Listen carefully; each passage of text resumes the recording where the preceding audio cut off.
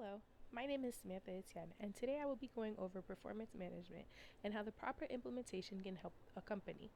We will discuss the current issue of COVID 19 on healthcare organizations and how to best resolve them. As we know, performance management is an ongoing process. The five components of the process are prerequisites, performance planning, performance execution, performance assessment, and performance review.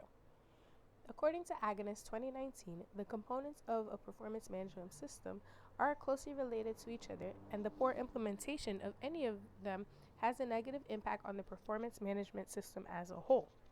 However, during this pandemic, it has become increasingly more challenging for healthcare organizations to follow the performance management process. Plans are being implemented and changed daily as the pandemic continues to grow and change. Healthcare administrators are having to skip a few of these steps in these unusual times, and it is having a negative impact on their staff. Jamaica Hospital Medical Center is a local community hospital located in Jamaica, Queens. The first hospital opened in 1891 in a small house. It has since then expanded to become a 404-bed Level 1 trauma center. The hospital was also the first baby-friendly hospital in Queens and offers a wide range of services from labor and delivery all the way to hospice care. It is also a teaching hospital, which means they provide the opportunity to student nurses and doctors to come learn hands-on prior to completing their education. Queens has been the hardest hit borough in New York City with the COVID-19 virus. One of the major problems facing the hospital staff is trying to minimize transmission to the staff while still providing optimal care to the patients. It is important for the staff to try to contain the virus as the pandemic continues to grow. In doing so, the hospital has stopped visitors from entering the building, has supplied all the staff with personal protective equipment, postponed all elective surgeries, and are continuing to follow CDC and DOH guidelines as they continue to change. Another issue facing Jamaica Hospital and many other healthcare facilities is the decreased employee morale. The staff have been working longer hours with very little relief.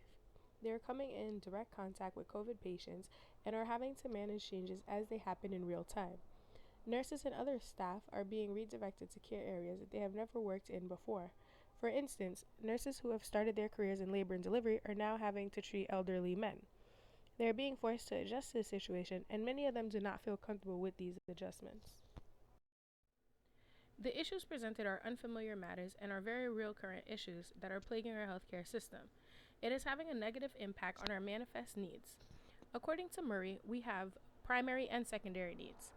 Our primary needs consist of physiological needs such as food, water, sleep, and so on. Our secondary needs are learned throughout our lives and include achievement, harm avoidance, understanding, etc. The effects of COVID 19 on our healthcare workers is depriving some of them of both primary and secondary needs.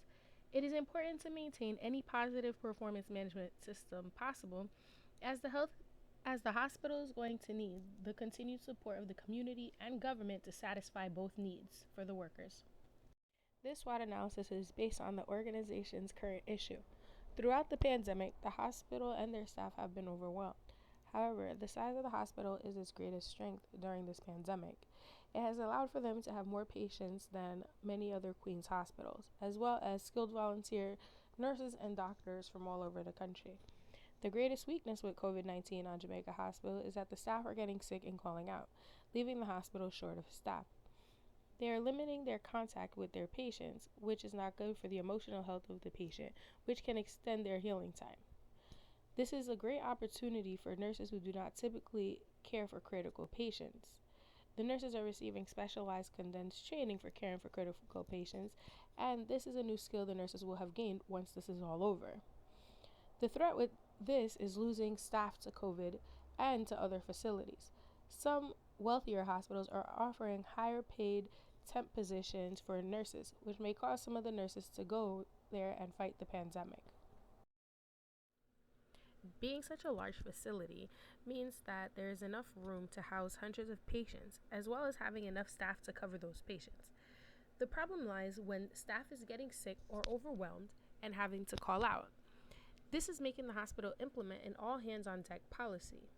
In doing so, they have canceled all employee vacations and personal days, as well as approved automatic overtime.